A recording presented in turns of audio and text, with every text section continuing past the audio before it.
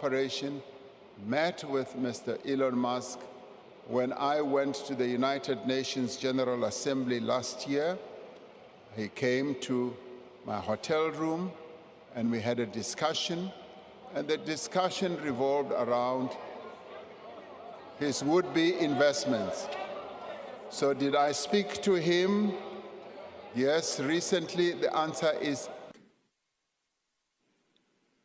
once they lose trust in their leaders, in mainstream media, in political institutions, in each other, in the possibility of truth, the game's won. In the interests of all South Africans. So the intention is certainly not of being what some would call DC shills or aligning South Africa overtly with one nation at the behest of another. We're a sovereign nation and we act in the interests of South Africans. Frog in a bowl. And all I can say is thank you, America, and thank you, Donald Trump, for taking notice, because we are on the edge of the socialist abyss. So how do you guys get out of this? Obviously, there's a complex racial history there. Yes. I have spoken to Mr. Elon Musk. Yes, the Minister of International Relations has either been in occasions when I have met with Mr. Elon Musk, if you want to know, we together with Minister of Trade and Industry and Minister of International Relations and Cooperation, met with Mr. Elon Musk when I went to the United Nations General Assembly last year. He came to my hotel room and we had a discussion, and the discussion revolved around his would-be investments. So did I speak to him?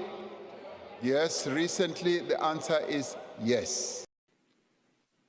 Understand, it's not necessary for people to believe this information in order to weaken democratic institutions.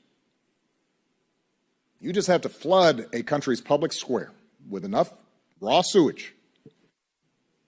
You just have to raise enough questions, spread enough dirt,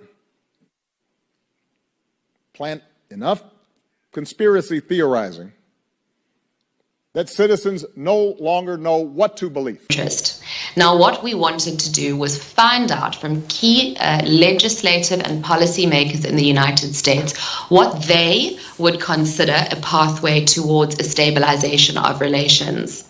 We, as the GNU, as the DA within the GNU, have been clear in terms of what our foreign policy agenda and our outlook looks like in terms of a commitment to constitutionalism, human rights, solidarity, peace building. The people voted for major government reform. There should be no doubt about that. That was on the campaign. The president spoke about that at every rally. The people voted for major government reform, and that's what people are going to get. They're going to get what they voted for. And a lot of times, people that don't get what they voted for, but in this presidency, they are going to get what they voted for. And that's what democracy is all about.